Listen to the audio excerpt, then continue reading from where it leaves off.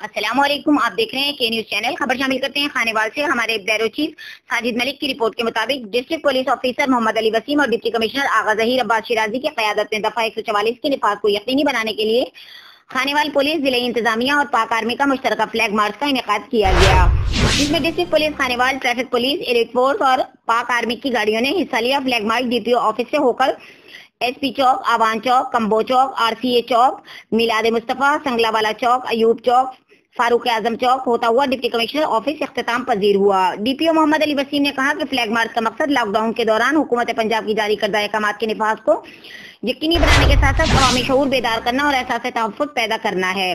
امن و امان قائم رکھنے کے لیے پولیس الرٹ ہے۔ انہوں نے کہا کہ ضلع خانیوال کی عوام باشعور ہے، جن کے تحفظ کے لیے خانیوال پولیس فرنٹ لائن پر کھڑی ہے، لہذا شہریوں کو چاہیے کہ لاک ڈاؤن کے دوران خانیوال پولیس اور ضلعی انتظامیہ کا ساتھ دیں۔